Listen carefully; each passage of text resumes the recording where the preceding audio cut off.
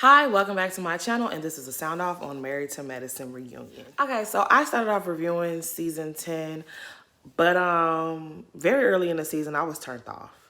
Okay, all the side shenanigans that was taking place with Dr. Heavenly on YouTube and all the IG lot, I just didn't like it. I didn't like what I was seeing. I just was turned off. It seems like Sweet Tea was lured onto the show under false pretenses. I think she really believed that Quad wasn't going to be there.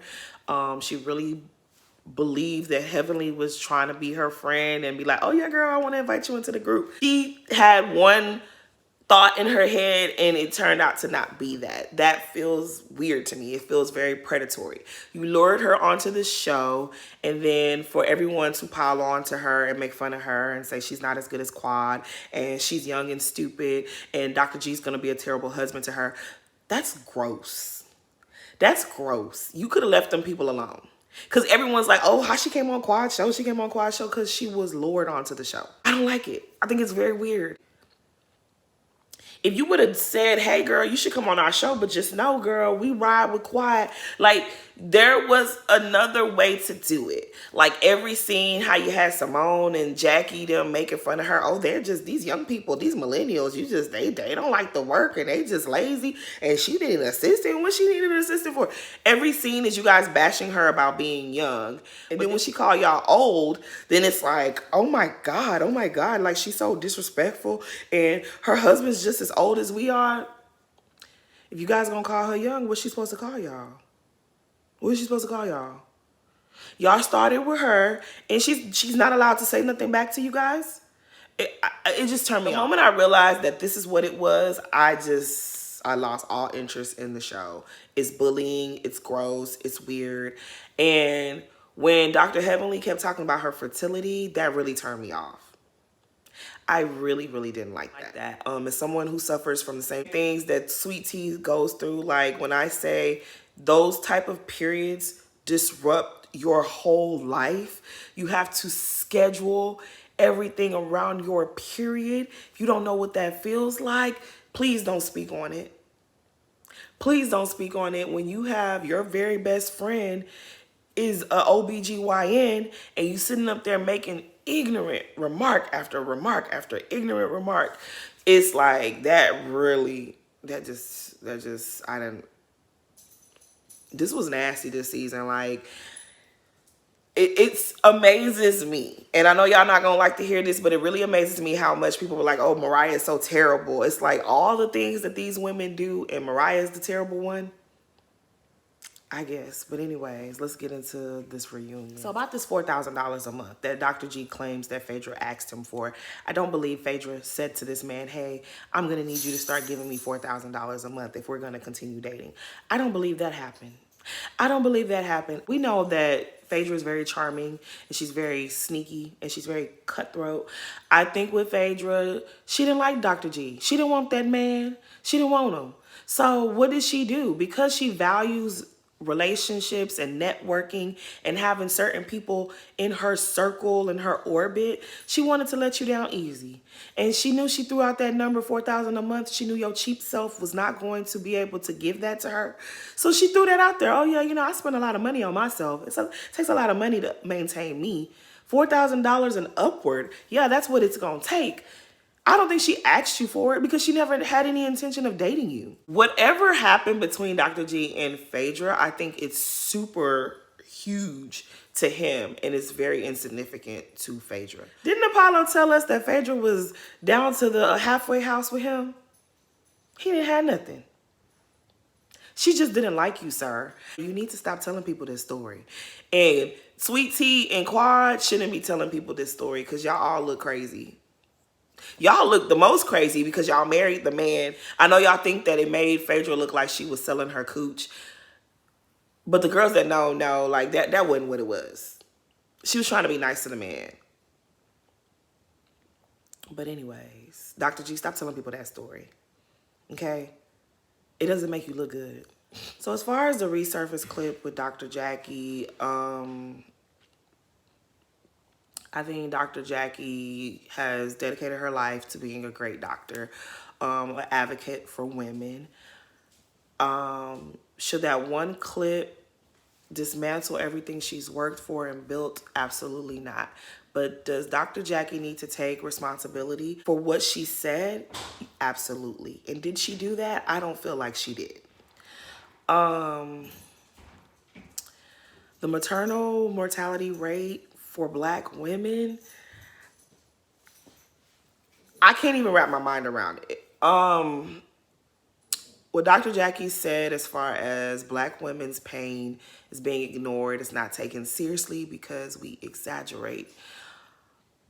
That hit me very close to home. I think she was wrong for saying that. I think she was extremely wrong for saying that.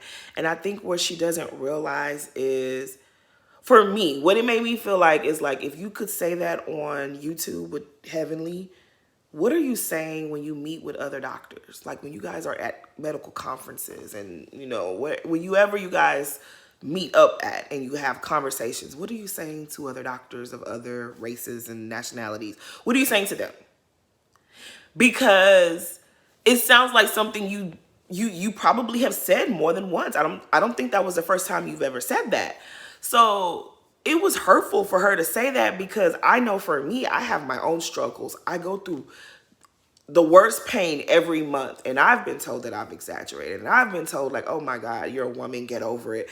Oh, it's not that big of a deal. You're acting as if the whole world should revolve around you. My pain has been oftentimes ignored. I've been to multiple doctors, and I know what it's like. I know what it feels like for you to feel like you have nowhere to go. And for Dr. Jackie to be on TV, you're a Black doctor. A lot of Black women, they look for a Dr. Jackie specifically because they're not being heard.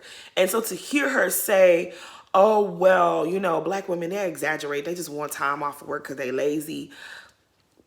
It's wrong. It's hurtful. It feels like betrayal. Yeah, you're on this crusade to save Black mothers and to save Black women, but you also have certain biases that need to be checked.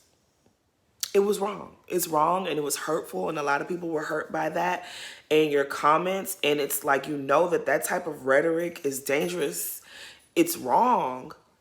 And I think I would have just liked to hear her say, you know what?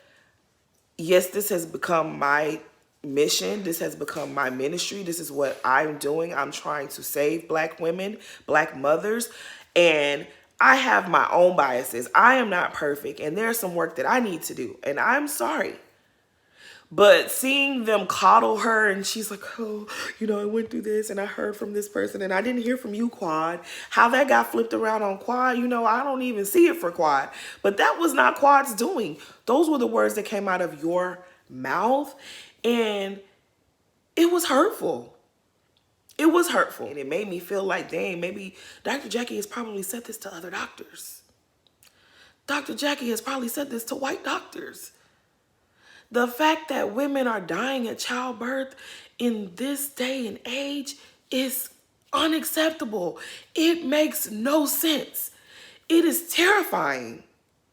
So many women are encouraged to go to school and get to a certain age before you start having kids. And then it's so hard once you get past a certain age.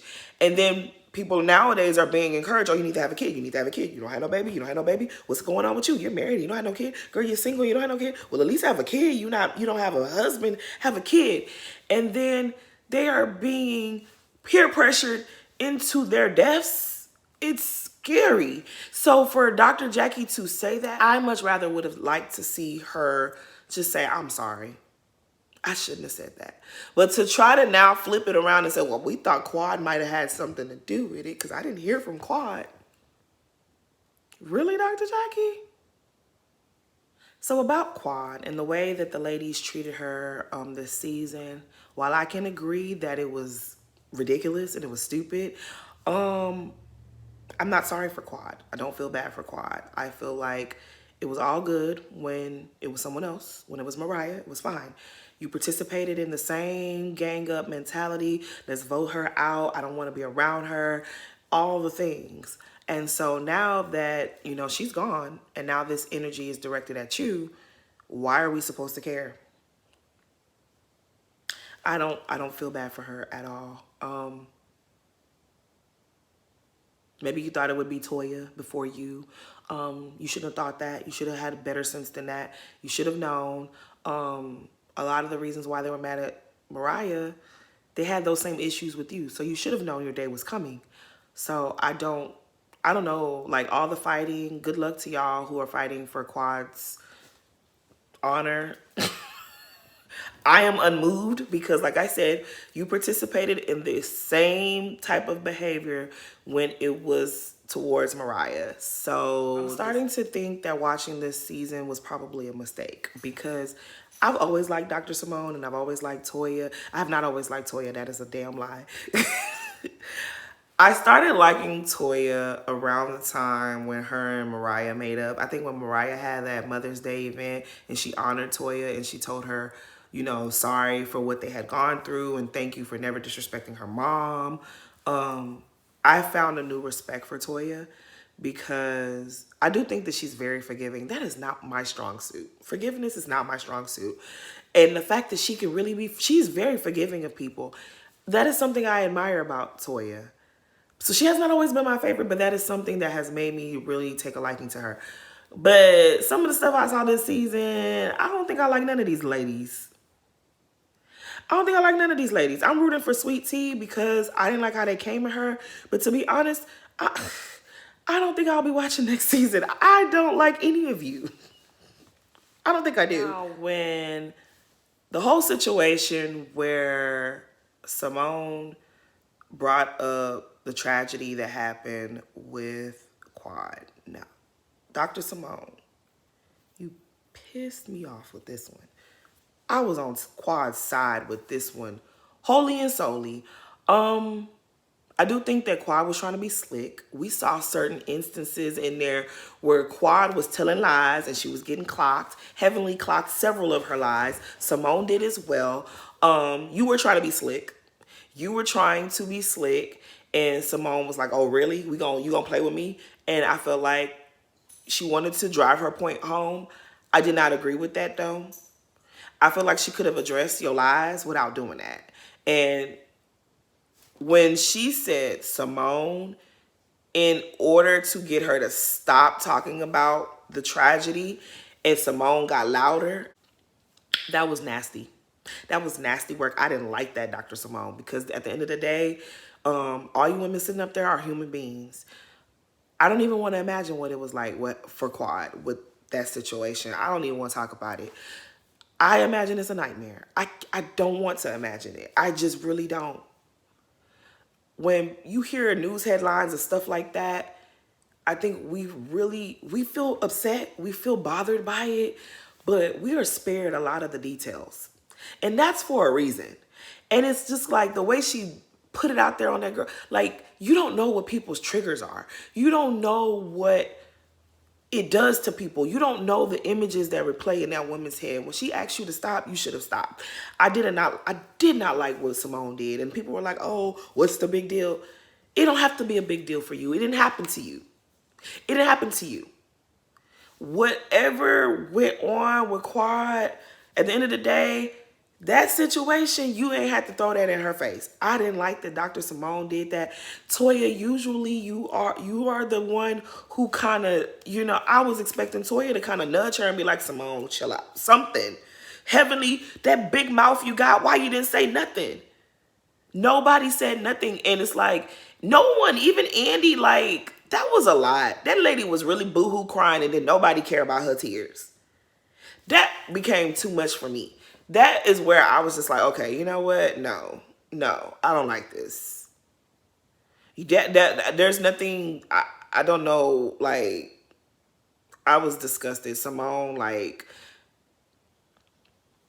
you was out of order for that. As far as Simone not wanting to jeopardize her friendship with Toya for Quad, I understand that. Because why would I jeopardize my real friendship with a solid friend for a sometime friend who thinks she's better than me and will give me her ass a kiss whenever she feels like she needs to, that she don't want to, like, no, I don't blame her on that one. Like, I don't blame her. When it came down to with Mariah and you, she chose to align with you over Mariah. So when she made the same decision, but this time for Toya over you, I don't understand why you feel away. That sister circle speech that Quad gave, or as long as Quad remains on the show, that speech will forever haunt her. She didn't think she was going to have to come back to this show. She thought her career was about to go in a direction where she didn't need these help. There's just no way for you to clean that up. There's no way. There's absolutely no way. You're going to have to eat those words, ma'am. Sorry. One thing, though, we could tell that Married to Medicine check is a nice check because Quad came to that reunion groveling, apologetic. She wanted to be back in those women's good graces. And you know what else I think I observed? I think that obviously these women are still mad about the sister circle speech, but I also feel like they had decided they wanted Sweet Tea to come on the show so that her and Quad would fight. I think that producers wanted that. I think the network wanted that. Andy wanted that. The ladies in the group wanted that. And I don't think Quad wanted to give that. The whole season on the show, she ain't had no problems with Sweet Tea. But outside the show, you've been sneak dissing. You talking about she bigger than Toya. She's this. She's, talking about her fashions. What's all of that for? If this man was abusive to you like you claim, you shouldn't care who he move on from. You see them at the party and like, T, can I give your husband a hug? Can I hug his neck a little bit? What's all that one for? What's that for? This man was an abuser to you, right? He abused you. You shouldn't want to talk to him. He be on one side, you be on the other side. You shouldn't want nothing to do with him. Y'all don't have kids between y'all. Y'all don't have nothing between y'all. Y'all been divorced many, many, many years.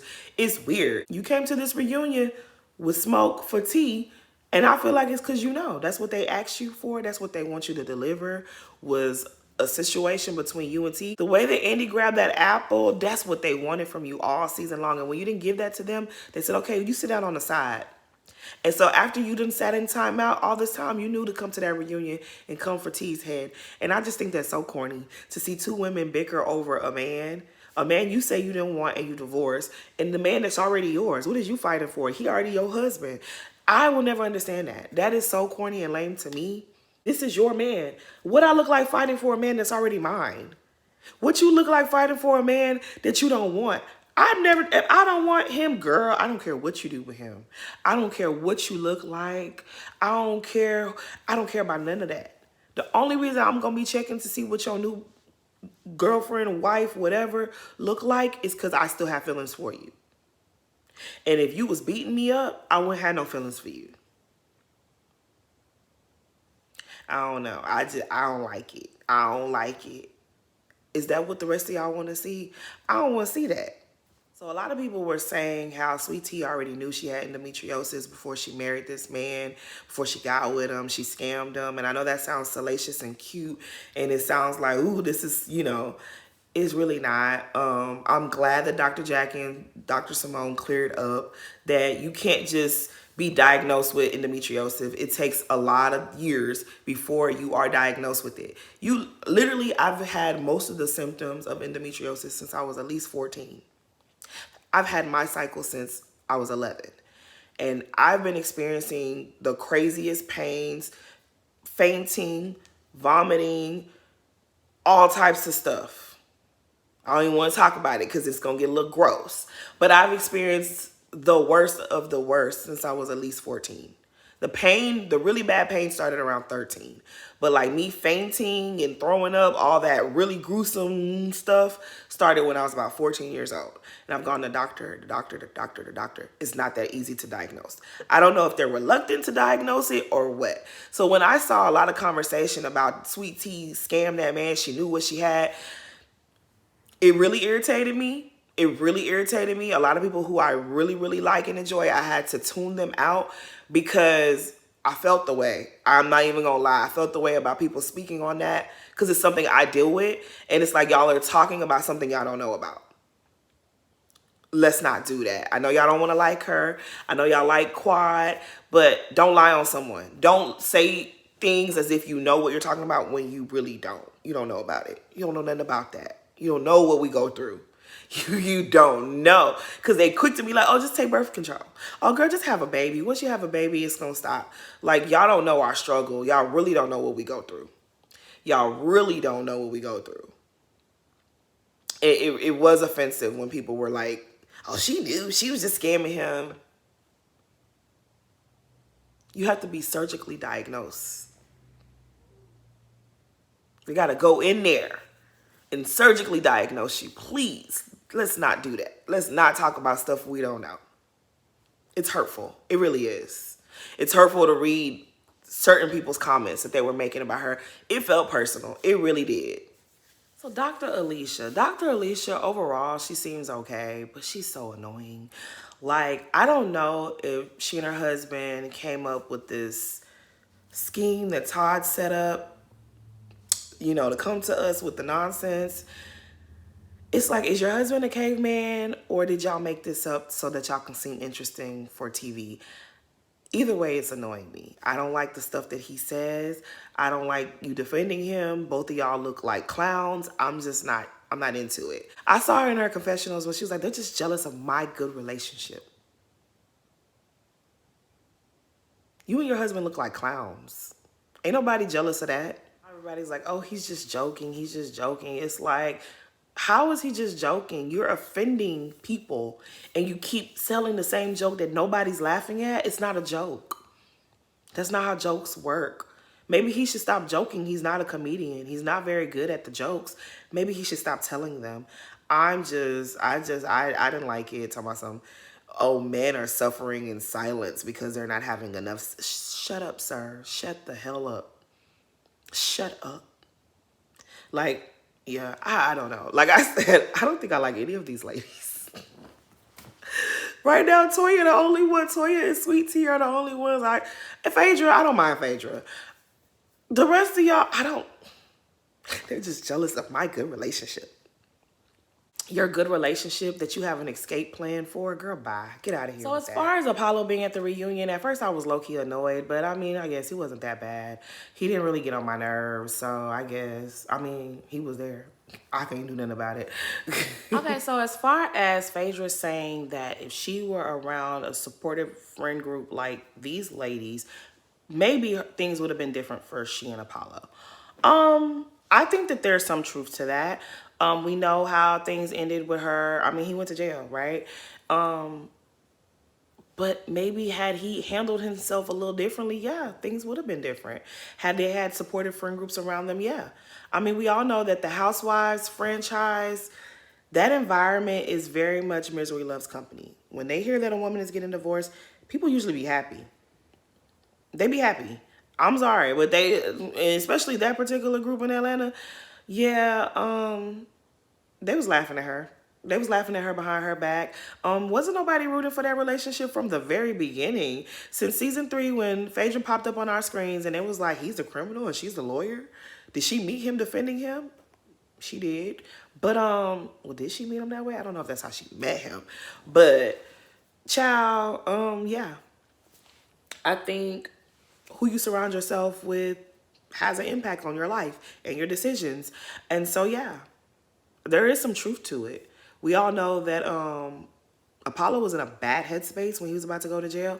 And I mean, I think most people would be. He messed up his, his situation. He messed up his dynamic with Phaedra. And it seemed like he and Phaedra were good up until Kandi and Todd's wedding.